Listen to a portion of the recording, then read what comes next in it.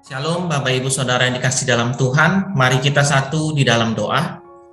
Tuhan Yesus, terima kasih, kami mengucap syukur untuk berkat Tuhan hari ini. Sebentar kami akan belajar akan kebenaran firman. Kiranya Engkau boleh memberkati setiap kami, mampukan kami untuk mengenal firman dan boleh mengerti lebih banyak lagi.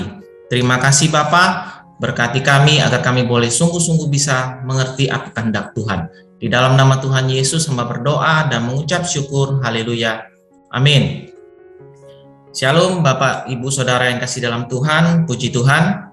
Mari kita buka satu kebenaran firman yang akan kita baca bersama-sama di Injil Matius 4 ayat yang ke-18 sampai yang ke-22. Saya akan bacakan. Bagaimana judul di perikop ini adalah bercerita tentang Yesus ketika memanggil murid-muridnya untuk yang pertama kalinya. Ayat ke-18 dikatakan bahwa,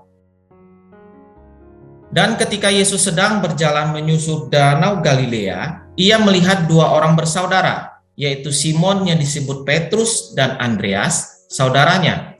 Mereka sedang menebar jala di danau sebab mereka penjala ikan.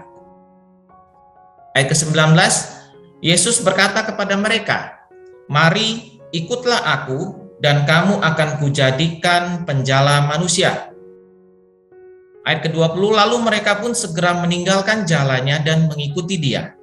Dan ketika Yesus pergi dari sana, dilihatnya pula dua orang bersaudara, yaitu Yakobus anak Zebedeus dan Yohanes saudaranya, bersama ayah mereka Zebedeus sedang membereskan jala di dalam perahu. Yesus memanggil mereka, dan mereka segera meninggalkan perahu serta ayahnya lalu mengikuti dia. Luar biasa, ini satu kebenaran firman yang boleh menegur saya secara pribadi. Bagaimana saya diingatkan kembali, ketika Tuhan datang ke dunia, Tuhan mencari murid-muridnya bukan di tempat-tempat yang mewah, bukan di tempat-tempat yang hebat, mungkin bukan di tempat-tempat yang dianggap terpandang oleh orang-orang. Tetapi Tuhan mencari murid-muridnya di tempat-tempat yang biasa.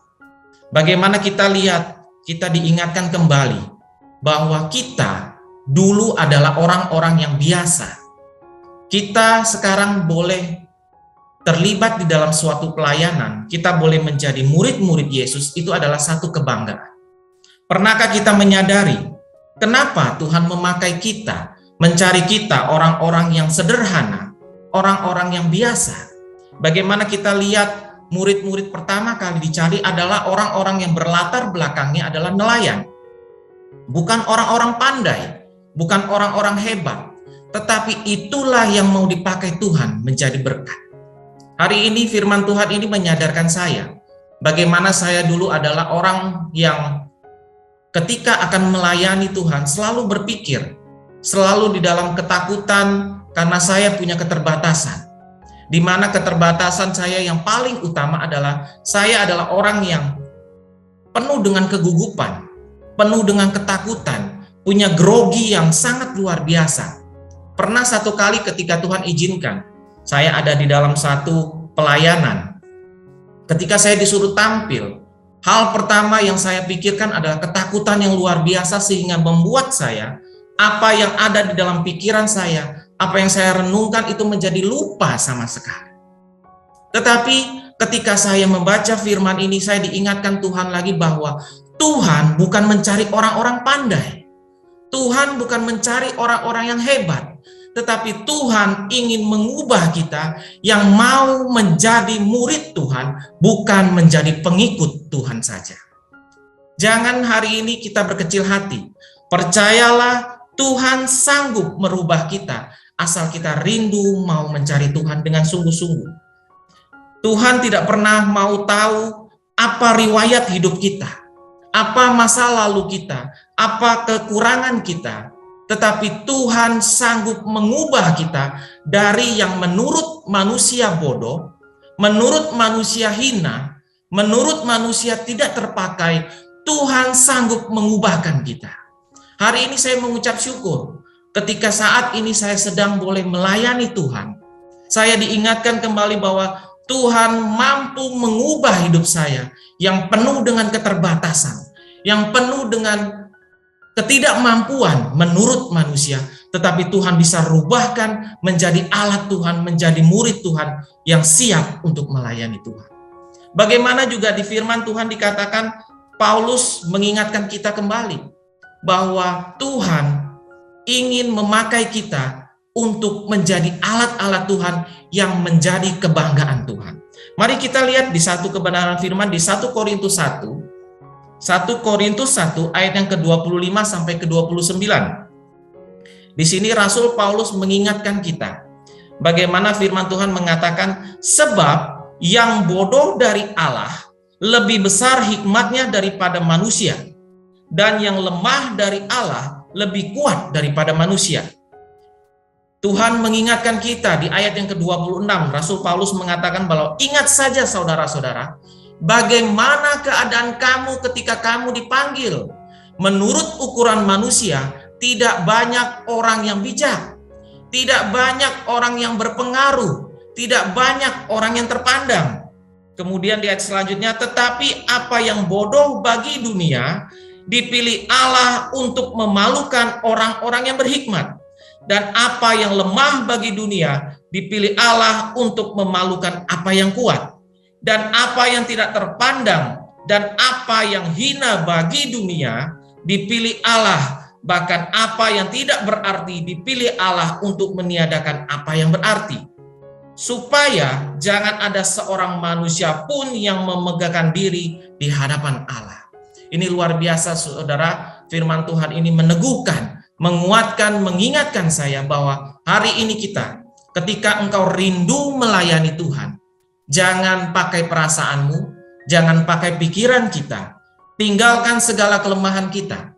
Ketika engkau mau cari Tuhan, Tuhan sanggup rubahkan setiap hal yang menurut dunia bodoh. Setiap hal yang menurut dunia terbelakang sekalipun, Tuhan mampu dan sanggup merubahkannya.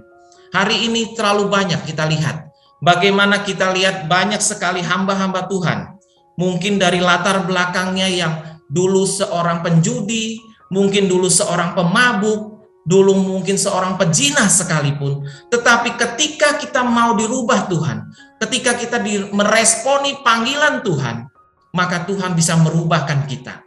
Hari ini terlalu banyak saudara. Saya seringkali melihat ketika Tuhan izinkan bertemu dengan seorang pemuda yang komplain diberikan pelayanan. Saya cuma mengingatkan dia melalui firman ini, bahwa engkau akan mampu dirubah Tuhan sekalipun engkau merasa engkau tidak sanggup. Tetapi bagi Tuhan, cara pandang Tuhan melihat kita berbeda. Karena ketika Tuhan mencari kita, Tuhan tidak pernah mencari kita karena kepandaian kita. Hari ini, kalau engkau datang mencari Tuhan dengan kesombongan, dengan kekayaan, dengan kepintaran, Tuhan tidak pernah mencari dan Tuhan tidak butuh orang-orang yang pintar maupun orang-orang yang pandai. Hari ini kalau engkau punya hati yang sungguh-sungguh rindu mau cari Tuhan, itulah yang Tuhan lihat. Tuhan jauh melihat, Tuhan tahu apa potensi kita. Sekalipun kita tidak sanggup, Tuhan bisa rubahkan menjadi alat yang luar biasa. Hari ini setiap kita pelayan-pelayan Tuhan, kita telah diberikan hikmat, kita telah diberikan kepandaian, itu karena kita mau merendahkan diri di hadapan Tuhan. Tuhan yang memampukan kita. Hari ini kita diteguhkan Tuhan lagi, bahwa ketika kita hari ini bisa khotbah, ketika kita hari ini bisa melayani, ketika kita bisa melakukan hal apapun untuk memuliakan Tuhan, sekali lagi kita diingatkan bahwa itu karena Tuhan yang memberikannya. Hari ini saudara, kita dikuatkan, kita diingatkan kembali, sungguh-sungguhlah melayani Tuhan. Jangan pernah takut dengan setiap kekurangan kita, karena Tuhan kita Tuhan yang luar biasa. Tuhan yang sanggup merubahkan kekurangan, kelemahan, kehinaan menjadi berkat untuk memuliakan Tuhan. Hari ini menjadi renungan bagi saya dan saudara bahwa Tuhan mencari orang-orang bodoh menurut dunia. Tuhan mencari orang-orang yang hina menurut dunia, tapi Tuhan mau pakai asal kita sungguh-sungguh mau menjadi murid-murid Tuhan. Hari ini jangan cukup bangga hanya menjadi pengikut Tuhan. Hari ini banggalah ketika engkau menjadi murid-murid Tuhan. Artinya murid siap untuk dididik, murid siap untuk diperbaharui hidupnya, murid siap mengikuti ajaran Yesus. Hari ini kita dikuatkan oleh firman ini. Begitu juga firman Tuhan yang akan kita baca di Mazmur 19 ayat yang ke-7. Di sini dikatakan di Mazmur 19 ayat yang ke-7 atau ayat yang ke-8, di sini dikatakan Taurat Tuhan itu sempurna, saudara, menyegarkan jiwa. Peraturan Tuhan itu teguh, memberi hikmat kepada orang yang tak berpengalaman. Hari ini saya dulu dari background orang yang tidak berpengalaman, tetapi Tuhan sanggup mengubahkan saya menjadi alatnya Tuhan. Dan saya percaya saudara, setiap saudara dan saya hari ini yang tidak berpengalaman sekalipun, Tuhan sanggup mengubahkan kita, asal kita mau mengikuti Tuhan dan sungguh-sungguh percaya Tuhan akan menolong kita. Inilah sedikit firman yang bisa saya sampaikan, boleh menjadi berkat bagi kita semua. Mari kita tuh di dalam doa. Tuhan, kami mengucap syukur, kami telah boleh ada di dalam ibadah kami pada hari ini. Dan biarlah setiap firman ini Tuhan boleh meneguhkan kami, boleh mengingatkan kami bahwa kami harus lebih sungguh-sungguh. Mari saudara-saudara kita letakkan tangan kita di dada, karena firman Tuhan mengajarkan kita untuk menjaga hati kita. Bapa, kami mengucap syukur karena kami mempunyai hati yang taat kepada firman. Biarlah firman-Mu adalah untuk kebaikan kami, karena kami tahu firman-Mu itu mengandung janji. Walaupun terkadang kami tidak mengerti, tetapi kami akan percaya Tuhan akan memampukan kami untuk melakukannya. Jika saudara-saudara punya pergumulan, tantangan di dalam karir, studi, keuangan, masalah keluarga, kesehatan, apapun itu juga termasuk perjodohan, biarlah berkat Tuhan turun ke atasmu, kekuatan kasih Tuhan turun atasmu, dan percayalah Tuhan akan membukakan pintu-pintu berkat-Nya, serta damai sejahtera Allah akan menaungimu senantiasa. Saudara-saudara terkasih, jika ada yang sakit, mari tumpangkanlah tanganmu di tempat yang sakit dan percayalah, bilur-bilur Tuhan pasti akan menyembuhkanmu di dalam nama Tuhan Yesus. Haleluya. Amin. Saudara-saudara, bila saudara masih membutuhkan pelayanan doa dan konseling, silakan menghubungi nomor-nomor yang tertera. Tuhan Yesus memberkati. Shalom.